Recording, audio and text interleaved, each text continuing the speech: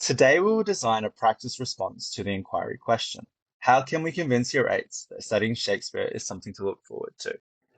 To begin answering this inquiry question, you need to start thinking, why do I need to convince year eights? What obstacles are preventing them from wanting to engage with studying Shakespeare? You will need to think about this when interviewing the grade eights next week, as this will help you form a response to your own group inquiry. Today, though, we'll focus on an obstacle that I have noticed, which is that as Shakespeare is seen as the most highbrow of learning, lots of fancy words that are hard to read, then students perceive it to be something very inaccessible and seemingly impossible to engage with. Now we need to decide what will we use to convince people it is not this, that it is accessible and a lot easier to engage with. One of the core issues surrounding Shakespeare is that language is dynamic, meaning it is constantly evolving. And so Shakespeare feels so inaccessible as it does not feel culturally relevant because of how much the way we have used language has changed. Thus, one way we could convince grade 8s is to make it culturally relevant. One method of doing this is to compare it to an art form that is grounded in our contemporary culture, such as film, or as we will do today, hip hop. Using this art form, we can see a lot of similarities between the two, which we can use to help convince others is worth engaging with. For example, you could compare the rhyming scheme to hip hop, or if you use film, you could compare Shakespearean literary devices such as dramatic irony or symbolism, as well as any other features or devices we have discussed in the previous weeks. Or perhaps you decide to focus on thematic similarities. It doesn't matter, but all these are here just to give you some ideas of what you can do in your own inquiry. Today, though, we will focus on the similarities between how Shakespeare and hip hop artists create and use language features, paying close attention to how they use idioms or slang. But first, what are these? Language features are the features of language which help us understand what meaning the writer is conveying. Today, we'll look at how Shakespeare and hip hop artists create vocabulary to express new meanings.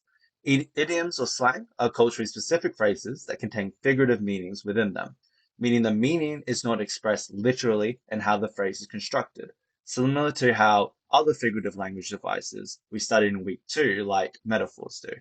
For example, get off my back is said to figuratively mean stop bothering me. So, how do hip hop and Shakespeare use these language features in a similar way? Well, firstly, Shakespeare was revolutionary in his time for bringing prose into playwriting, which matched the style and cadence of everyday conversation or vernacular in Elizabethan England. This is very similar to hip hop, which brought the language of everyday conversation through a new medium. Vernacular contains a lot of slang, as does hip hop songs or Shakespearean plays. For example, the be all the end all or my own flesh and blood. Shakespeare also created new meanings through the new words he created, which some credit to 1700 words. This he did through blending, conjoining two words together, denominalization, changing nouns into verbs, and through adding prefixes or suffixes to existing words. Words he created like blood-sucking, swagger, or even accessible, which without Shakespeare inventing would mean you couldn't do this task today.